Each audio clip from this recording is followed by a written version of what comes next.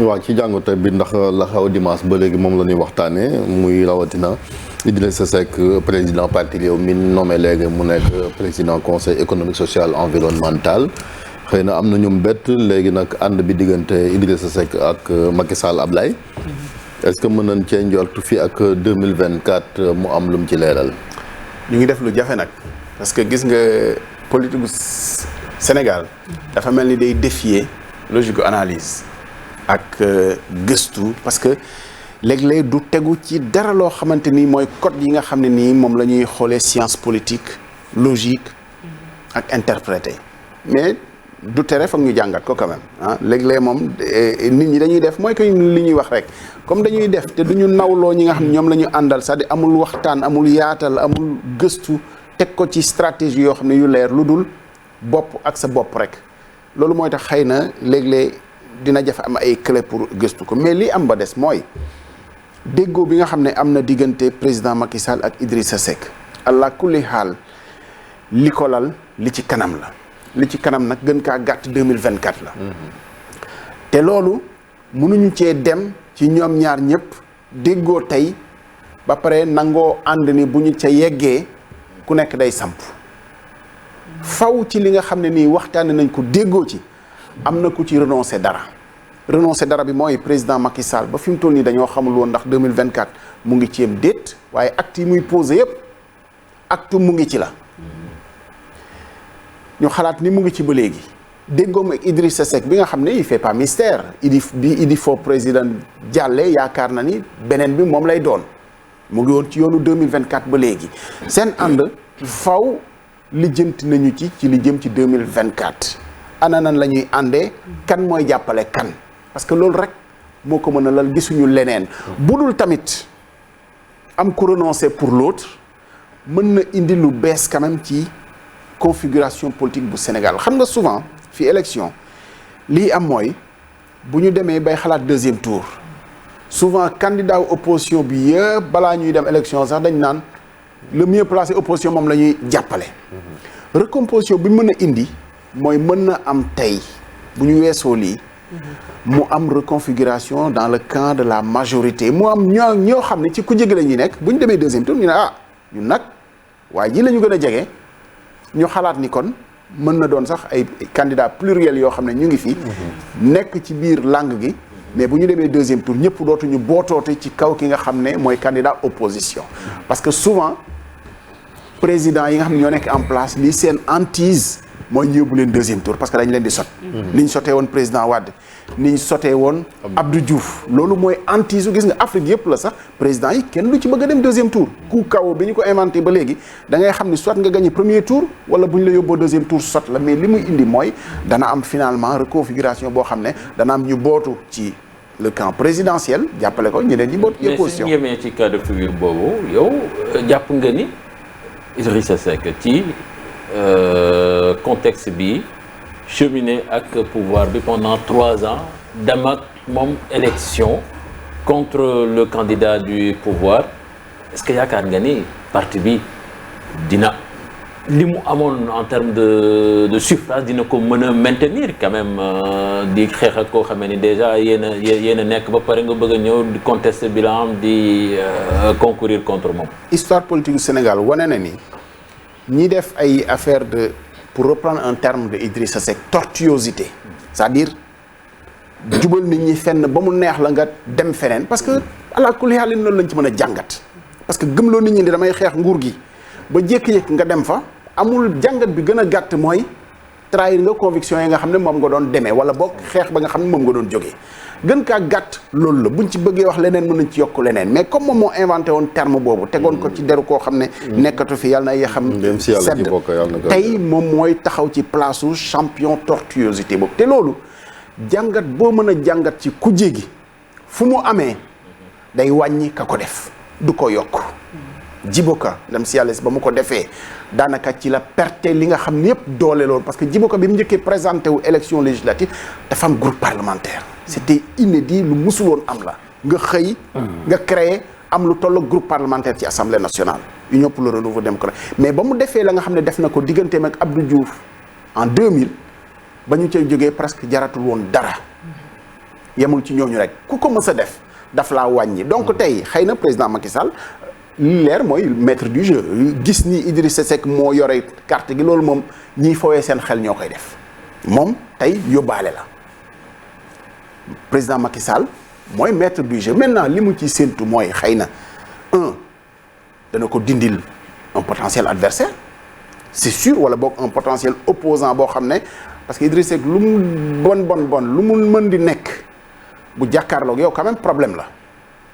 maintenant jàpp ni opposé wul woon ci contexte bi nii xam nga 2024 nag jotagul peut-être opposition génn chaque jour nga toj ci kaani peut-être teel na moom xam nga musul nekk sax opposant boo xamante ni chaque jour mu ngi ci di toj kaani moom ay séquence am la yor peut-être que aussi jàppoon na ni teel na pour nekk fi tey di opposé wu opposition boo xam ne ni yaakaar nga ni mën na cheminer ak moom dem ba yëf yi des benn at comme na ko Ablaye Wade doon gëw ma Idrissa Seck nekkati ci logique gu c'est-à-dire defante jaamarloo ak président Macky Sall non mën na présenté wu nag. il sera comptable même du bilan de Macky. mais présenté wu boobu accord politique la c'est-à-dire accord nañu wuti ñun ñëpp mais ñu xam ni bu ñu demee perspective bu deuxième tour man ak yow mën nañ jàppalante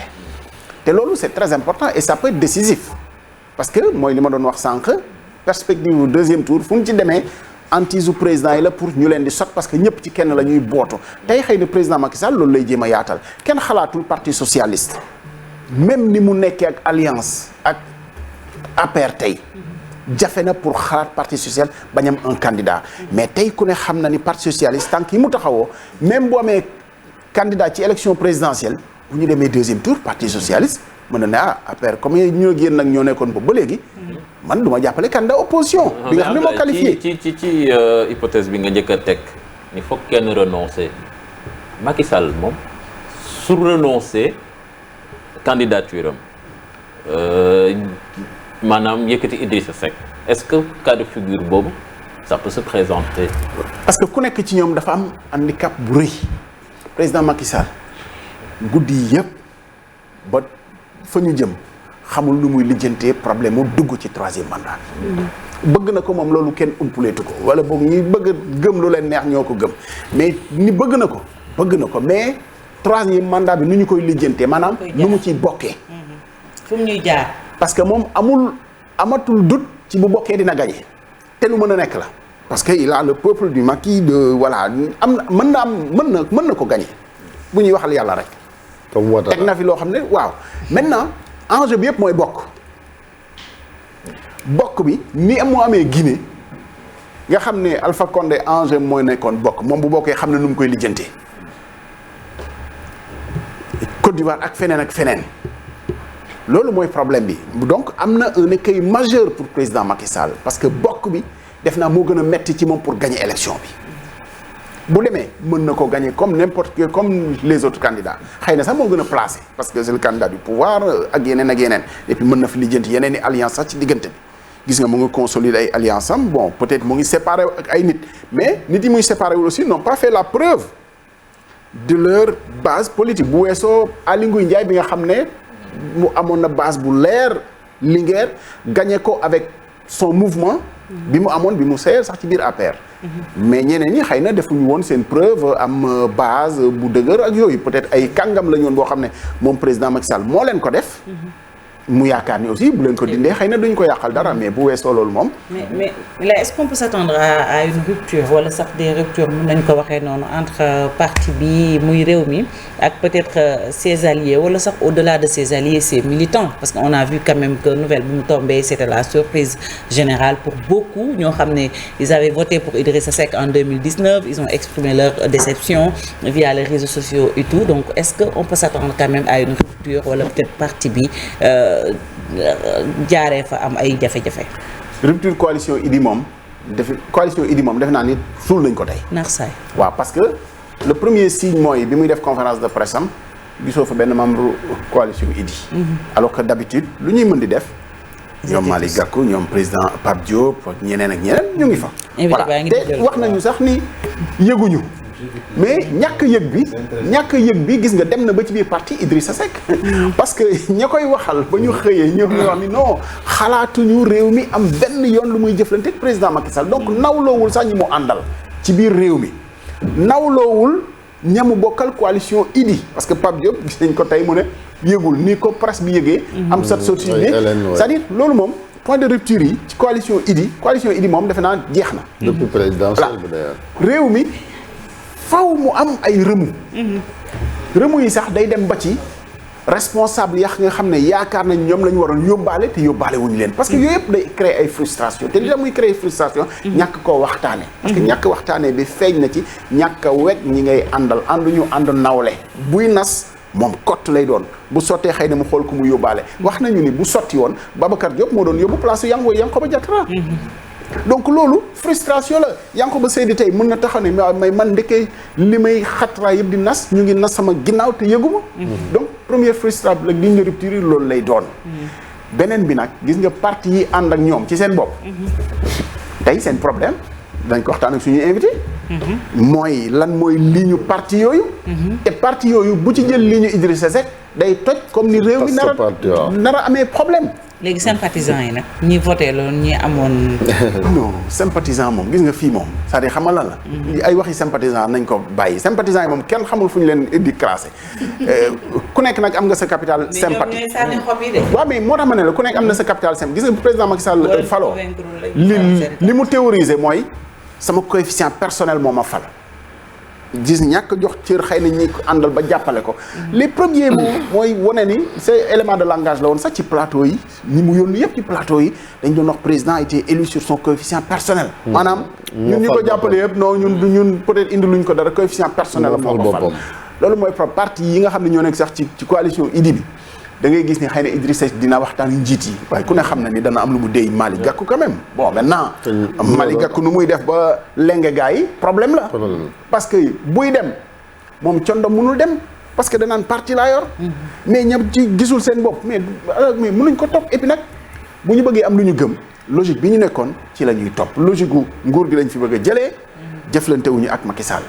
ci noonu moom xam nga laay am ñu ngi fi doon werante mbiram affaire statut chef de l'opposition est-ce que comme réew mi dem na ñoom bokkate nañ ci débat boobu. réew mi de bu ñu nangu réew mu mag mi laa wax. non réew parti bi laa wax déedéet ma ne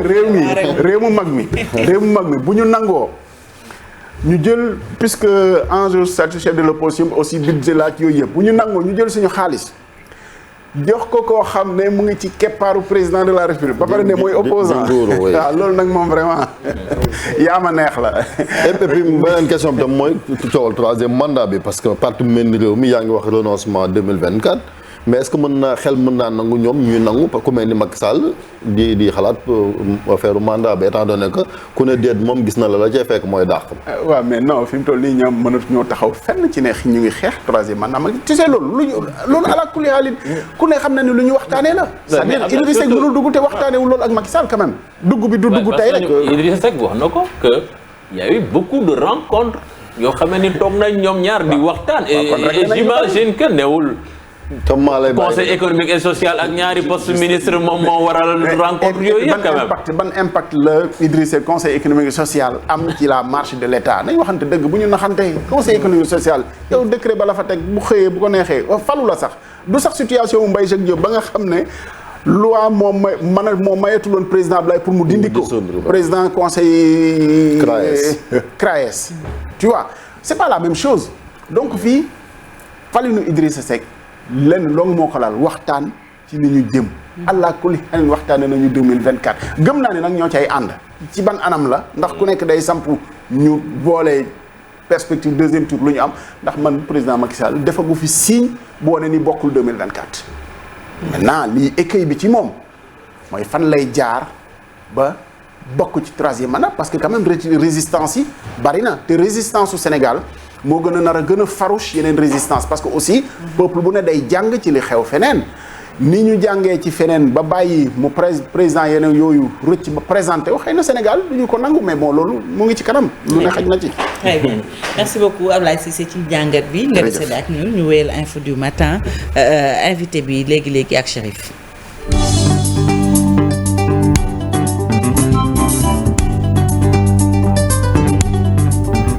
aywa bu ñu jógee ci réew mi dem ci grand parti xamuñu nag ba xam réew mi moom ku jégi la bokkoon mais grand parti moom fi mu ne nii Chérif daanaka mën nañu ne ci ku jégi de wala pour l'instant. bon on verra parce que gis nañ vous êtes dans le. non loolu sa gis-gis la parce que loolu sax gën a baax ñu nuyu la ba pare. tey maa appoo roube bi. Malick bon ñu fàttali ni Malick moom. ils sont dans l'opposition. loolu lu jaral leeral la donc Malick Gueye député la à Assemblée nationale donc bokk ci grand parti ñu ngi lay nuyu d'abord. maa ngi lay fay Chérif di le remercier ci invitation bi.